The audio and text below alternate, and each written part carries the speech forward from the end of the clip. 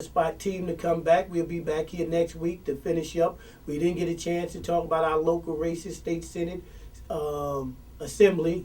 We got an up and coming city council races that's coming up. We got to talk about our Mayor Bloomberg and his decisions. There's so much to talk about. We got to capitalize on our media to tell our story now. This is what's going to come out. We're going to even see our congressman, who I believe sit on communications division in Congress. We need to get funds. The conservative movement is getting plenty of money. Russ got about a $50 million signing bonus to come out here and spread his views out there. So that's why I was telling you, I think that conservative movement, as long as they got that money coming in, they're going to always be all right. The liberal party and the liberal media that has been rolling for 6 years now with our people on WRL, but we need more out here. Yeah, we need America. more. Air America. We need more. We need more shows. I We agree. need more We need stuff more black because talk. we need black talk at the highest level, and now is the time. We can't do it no other time. We got to do it now. So here's the on-the-spot team, and we're going to be out here, not just local. We're going to make it a worldwide because we're going to capitalize. We can tell our story, get our media out there. We have our own studio here at 530 Nostrand Avenue here in the heart of Brooklyn. And we can air anything, any time of the day and night. We have our own studio and our own equipment. Here's the on-the-spot team. Let's do it. We thank you for coming out and listening. Thank you. Thank you. Thank you. Ryan. Robinson waiting on official word for her victory, which we know is coming any minute. I just finished voting for you. Can you tell us something? Well, this is a wonderful day in our community. When I started out early this morning, I opened up here at 4:45, and people began to call me and tell me that the lines were around the corner waiting to vote. So that's exciting, it's encouraging, and I understand that the Democrats are coming out in great numbers. This is one of the most historic occasions that I've experienced during my lifetime as we look to make Barack Obama, President of the United States. Can you tell us how would that help us out here in New York City? Well, I believe the presidency of Barack Obama would help us in several ways. The things that he's been talking about health care, talking about education, housing, and a jobs program. I think those things are essential to put America back to work. Can you tell us something?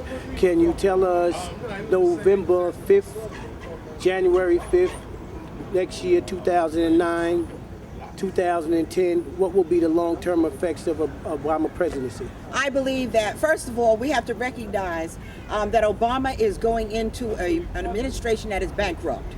The administration is bankrupt. It's going to take time for him to be able to put the pieces together to make it work.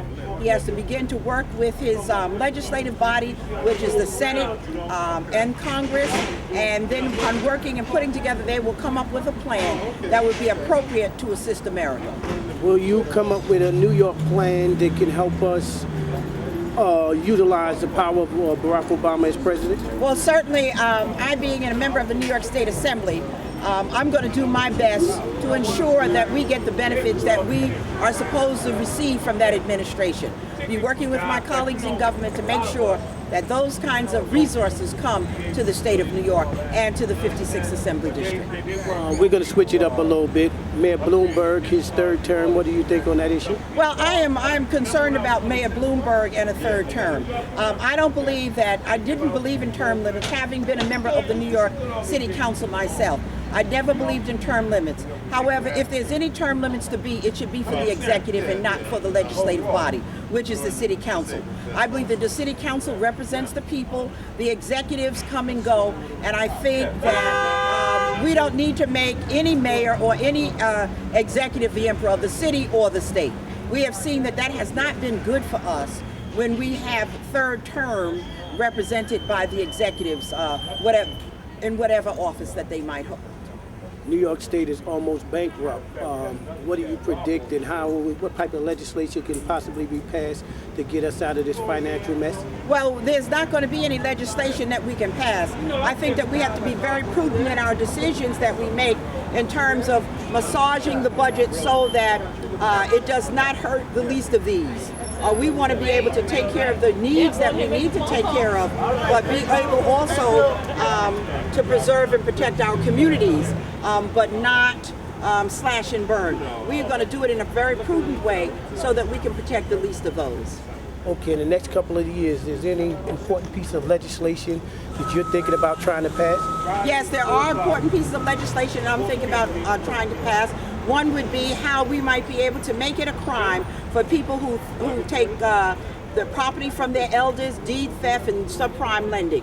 Those are the kinds of things I'm thinking about right now that we could have legislation imposed. I have reached out to the district attorney's office and also to the attorney general's office to talk about these issues. One last thing, this historical election is unprecedented. What did you think of when you came out and saw all the new voters out there, and what do you say to it? I was very excited, and when I walked the lines, I've been to many of the polling sites already. When I walked the lines, I told people that I was glad to see them. I said for them to take it easy, relax, and we're going to make sure that this is a great day for them. Prior to this day, I went to the polling sites to ensure that we were able to handle the voters, making changes in locations, putting on additional people to be able to take care of the voters. There'll be some kinks, of course, but we try to do the best that we could to make it as easy as possible for people to be able to vote with dignity at our polling sites in the 56th Assembly District. Did you get any complaints so far? No, I did not. The only complaints that I received thus far was from the people that are working in the polling sites. They talked about some of the machines have broken down. We were able to report them. They got repaired. Those are the complaints that we have received, which are general complaints that we usually receive during this time because we're working with old machines in the district. So those old shoot machines, they're still around and they will break down. What can we do to get rid of those machines and get us an optical scan? Well, I tell you, that's been a major concern. The optical scans have been a major concern. But in some places, they have not proven to be as credible as we would like them to be.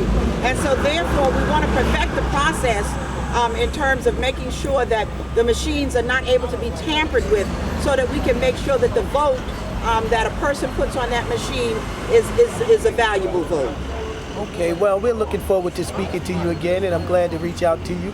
And good luck on your win that you'll have in a couple of hours. Thank you very much. Good to see you. Congratulations. Okay, all right. Hey, Thank you. it was good to run into you like Yes, this it again. was.